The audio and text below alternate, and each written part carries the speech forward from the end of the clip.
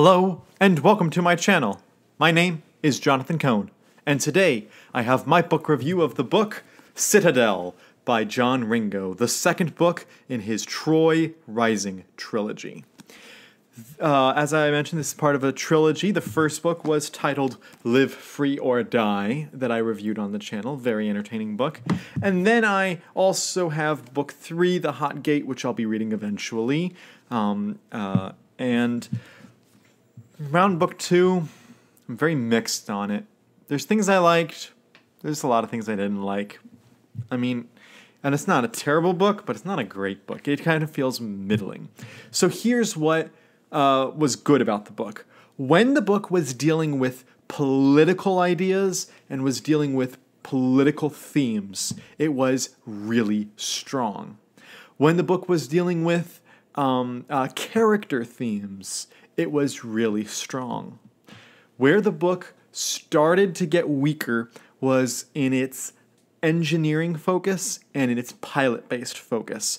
When the book honed in on engineering and piloting, it was so difficult to read. It was near unreadable for general audiences. But when it would focus on the characters or the politics, it was super entertaining. And so I think that it's like a very niche audience that will enjoy this. People who are into really interesting sci-fi, who are really into learning about how everything's developed, and how the ships work, and how to run the base, and all that stuff. So the basic premise of book 1 was that book 1 is we have contact with the aliens, we figure out something for trade, we start developing our own resources, and eventually we build the space station Troy, which we use to defend Earth from the Havrath. And then we're continually fighting them and finishing them off, and then another enemy, the Rangora, attack us in Citadel. And we also start working on other projects beyond just having a simple space station. The space station is built, now we need more. And so this book almost entirely, like I'd say like 95%, 98% of the book is set on the Troy. Whereas the first book was all about building the Troy, most of it was on Earth and different settings. This book's all set in Troy, so you're on the space station the whole time. I know for Star Wars there's a novel called Death Star, which really goes into the details of what it's like living on the Death Star. And this book, I think I would equate it to being similar to that, in that it's all about how the space station works and exploring all those things. So if you're really into that, you'll really probably enjoy this book. One of the problems that this has on a fundamental level is that the main character of this book does not show up for about a quarter of this book. The main character of the first book was Tyler Vernon, and he's the one that he comes up with the idea of selling the maple syrup. He becomes a billionaire plus maybe a quadrillionaire, all that stuff. He's really, really wealthy. He's like the wealthiest man on Earth, and he's the financial backer of the Troy. And even though it's like kind of a hybrid between government and business, he's the biggest owner of Troy, so he runs it. And in this book, he doesn't show up until about 150 pages in. Now, once he's introduced, he's in it quite a bit, but he's not really a focus character.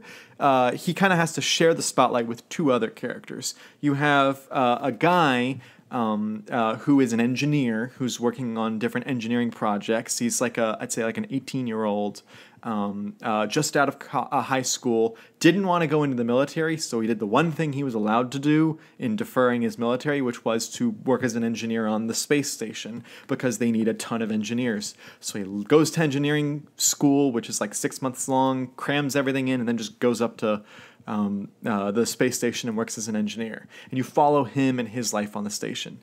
Then you also follow a pilot, and she's probably mid-20s, I would guess, and she's technically an engineer, but she becomes a pilot in this book through necessity. When there's attacks and we don't have enough pilots, she's sent to become basically the pilot. There's another term for it in the book, but that's basically what she is.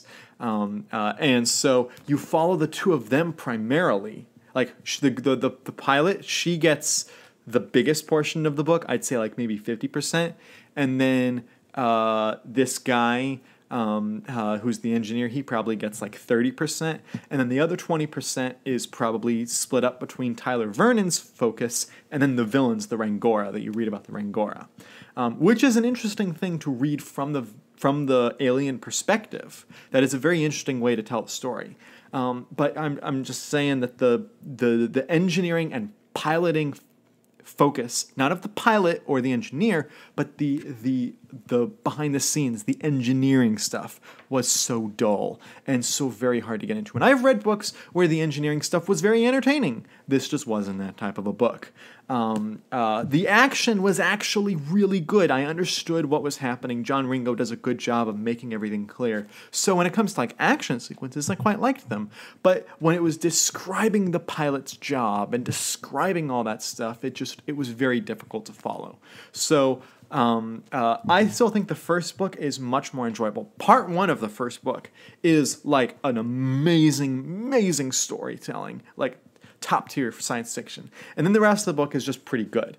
Whereas this one, the whole book is in that mixed realm where it'll oscillate between really entertaining character stuff and really boring engineering stuff. And when it came to politics, you see how we're in the interstellar space travel. We're in that time where we're building space stations and fighting off aliens. And under normal writers, the world would have a single government at this point.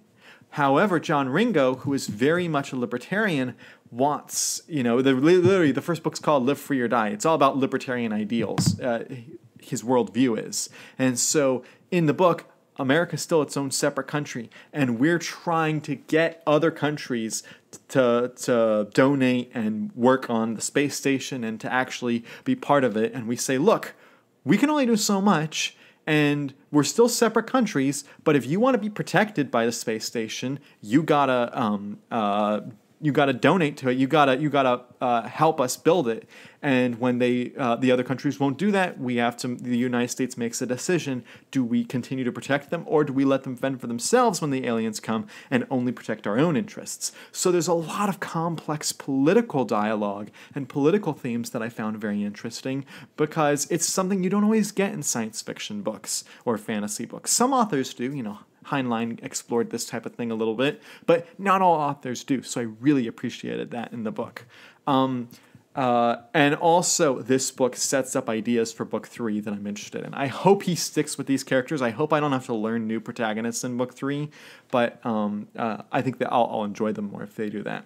So that's my general review of this book. I did not love it, but I also didn't hate it. It's very mid. It's very just not great.